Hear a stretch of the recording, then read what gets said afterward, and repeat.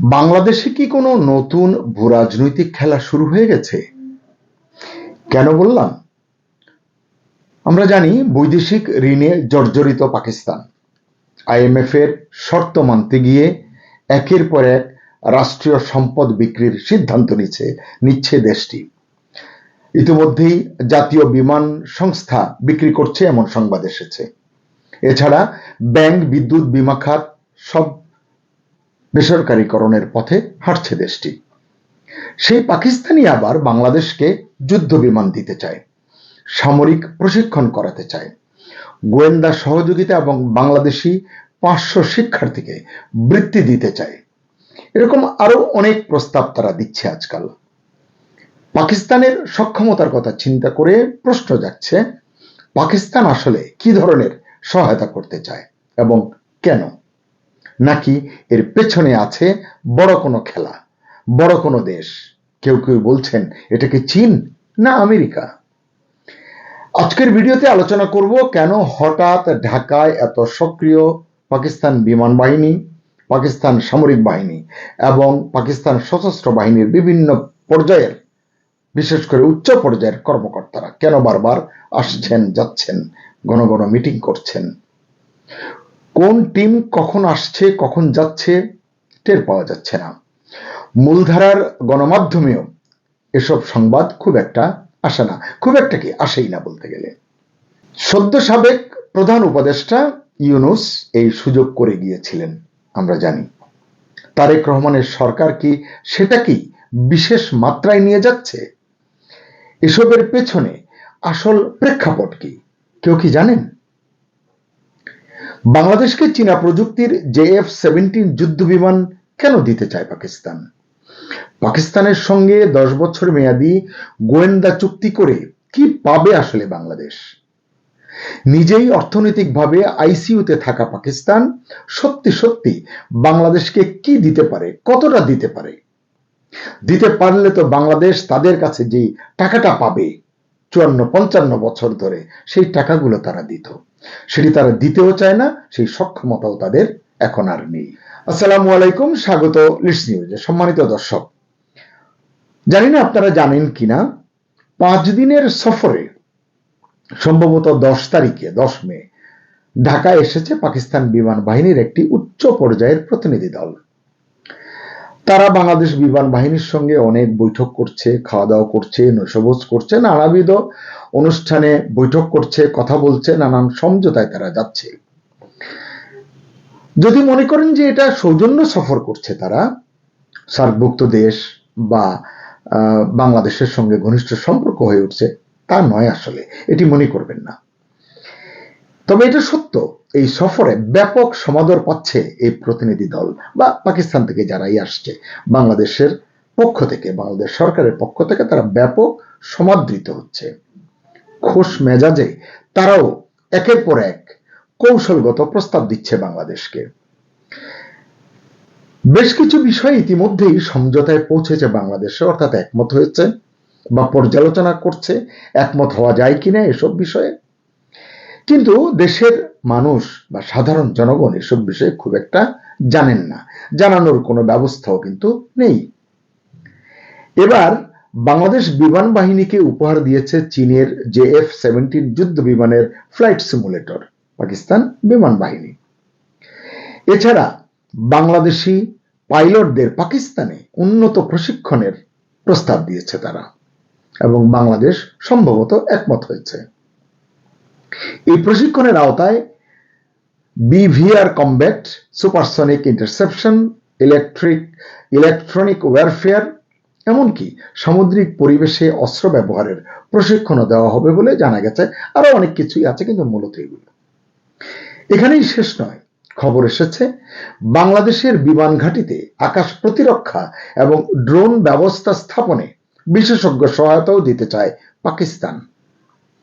এবং জানা গেছে এই যে টিম যেটি এসছে বললাম, বিমান বাহিনীর পাকিস্তানের যে প্রতিনিধি দলটি এসেছে, তারা ইতিমধ্যে গোপনে বিশেষ ব্যবস্থায় দেশের একাধিক বিমান ঘাঁটি পরিদর্শন করেছে বা করবে, এরকম একটি অবস্থা। অর্থাৎ গভীরভাবে যদি দেখেন বুঝতে পারবেন বিষয়টা শুধু বন্ধুত্ব নয়, এটা সরাসরি সামরিক অবকাঠামো, যুদ্ধ প্রস্তুতি এবং কৌশলগত অংশীদারিত্বের দিকে এগোচ্ছে। এখানেই উঠছে বড় প্রশ্ন, কারণ পাকিস্তান নিজেই ভয়াবহ অর্থনৈতিক সংকটে রয়েছে। এটি গণমাধ্যমের বরাতে আমরা জানি। ভয়াবহ অর্থনৈতিক সংকটের চিত্র ডন পত্রিকায় অতি সম্প্রতি এসেছে, বিস্তারিত আমি সেদিকে গেলাম না। শুধু সেখানে বলা হয়েছে দেশটির বৈদেশিক ঋণ প্রায় $138 বিলিয়ন।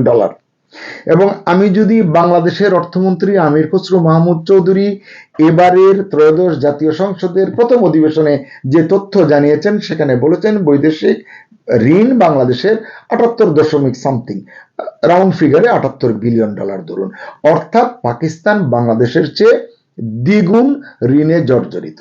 এরকম একটি দেশ বাংলাদেশকে নানান ক্ষেত্রে সহযোগিতা করতে চায়।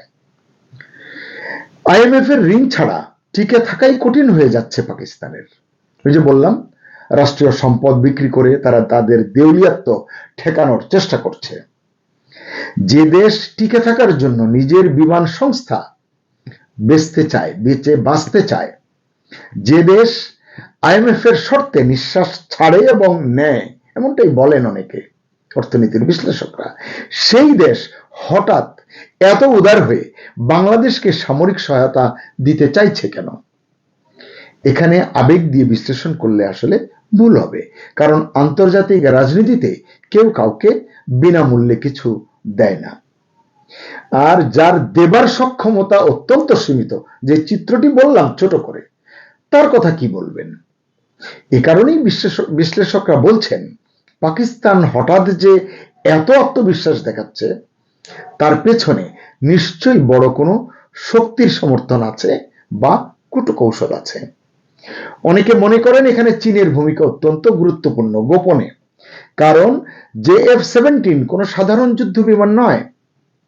এটা অপারেশন সিঁদুরের সময় রাফায়েলকেও টক্কর দিয়েছে বলে বলেন অনেক সামরিক বিশ্লেষক।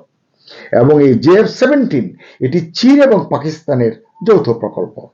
অর্থাৎ বাংলাদেশ যদি JF-17 নেয়, তাহলে শুধু পাকিস্তানের সাথে নয়, চীনের সামরিক ইকোসিস্টেমের সাথেও আরো গভীরভাবে যুক্ত হয়ে যাবে, মানে বাধ্য হবে যুক্ত হতে। কারণ রাডার, মিসাইল, এভিওনিক্স, প্রশিক্ষণ, রক্ষণাবেক্ষণ সবকিছুতেই তখন তৈরি হবে নতুন নির্ভরতা। অর্থাৎ পাকিস্তান এখানে এক ধরনের ফ্রন্টম্যান হিসেবে কাজ করতে পারে, এটি মনে করছেন অনেকে। আরেকটি গুরুত্বপূর্ণ দিক হলো ভারত। ভারত গত কয়েক দশক ধরে বাংলাদেশকে তার সবচেয়ে নির্ভরযোগ্য আঞ্চলিক অংশীদার হিসেবে দেখেছে, পেয়েছে তখনকার রাজনৈতিক সরকারের কারণে। বিশেষ করে নিরাপত্তা ও সীমান্ত ইস্যুতে দিল্লির সবচেয়ে বড় ভরসা ছিল ঢাকা।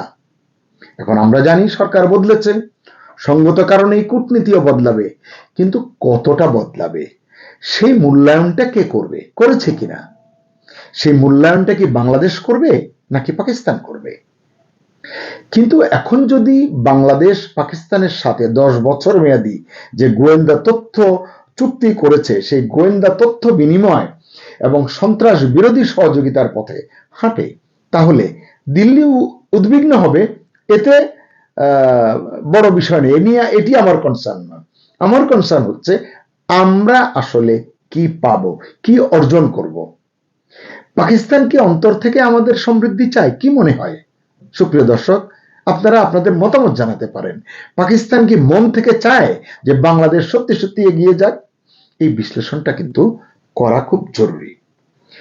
ভারতীয় বিশ্লেষকরা এটাকে বড় ভূরাজনৈতিক পরিবর্তন বলতে শুরু করেছেন। তারা বলবেন তাদের স্বার্থ আছে, কারণ দিল্লি ভালো করেই জানে ঢাকা মাল্টি অ্যালাইনমেন্ট নীতি অবলম্বন করলে, মানে বহুমুখী ভারসাম্য যদি অবলম্বন করে কূটনীতিতে, সেটা দক্ষিণ এশিয়ায় ভারতের একচ্ছত্র প্রভাবকে দুর্বল করতে পারে। সেটি নিয়ে আমি ভাবতে চাই না। আমি আরেকটি বিষয়ে খেয়াল করতে চাই। এই যে পুরো প্রক্রিয়ার কথা বললাম, এই পুরো প্রক্রিয়ায় পাকিস্তান শুধু সামরিক ক্ষেত্রেই নয়, শিক্ষা এবং সফট পাওয়ারের দিকেও সক্রিয় হচ্ছে, এগোচ্ছে, চেষ্টা করছে, কথা বলছে, নেগোশিয়েট করছে বাংলাদেশের সঙ্গে। ঢাকায় সম্প্রতি পাকিস্তান এডুকেশন এক্সপো হয়েছে, আপনারা জানেন। এটি গণমাধ্যমে এসেছে। সেখানে বাংলাদেশি 500 শিক্ষার্থীর জন্য বৃত্তির ঘোষণা দিয়েছে তারা। এটি নিয়েও আমার আসলে প্রশ্ন আছে। এবং এই যে বৃত্তির ঘোষণা দিয়েছে, এই যে এক্সপো তারা করেছে, এটি নিয়ে ভূয়সী প্রশংসা করেছেন আমাদের শিক্ষামন্ত্রী আনম এহসানুল হক মিলন। কিন্তু তিনি হয়তো ভুলে গেছেন বা তাকে কেউ বলেনি, শিক্ষা সূচকে বাংলাদেশের চেয়ে পিছিয়ে থাকা পাকিস্তান হঠাৎ বাংলাদেশকে শিক্ষা সহযোগিতা দিতে এত আগ্রহী কেন? তাই প্রশ্ন উঠছে, এটা কি সত্যিই শিক্ষা সহযোগিতা, নাকি দীর্ঘমেয়াদী কৌশলগত প্রভাব তৈরির চেষ্টা? এবং এটি যদি হয়, সেটি কি মঙ্গল বয়ে আনবে?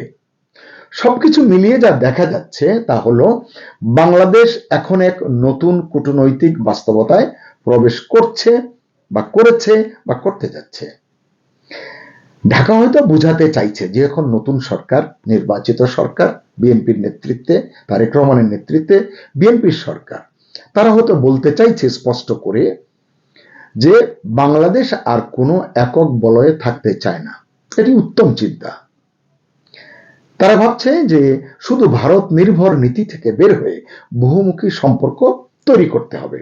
হয়তো এটি সময়ের চাহিদা, কিন্তু বাস্তবতা হলো এই খেলায় বাংলাদেশ একটি ক্ষুদ্র দেশ, তার সামনে যে ঝুঁকি আসবে সেই ঝুঁকিটা কে বহন করবে, সেটি আমরা কতটা প্রোটেকশন দিতে পারবো, সেটি তো আলোচনায় আসা দরকার, সেটি নিয়ে কাজ করা দরকার।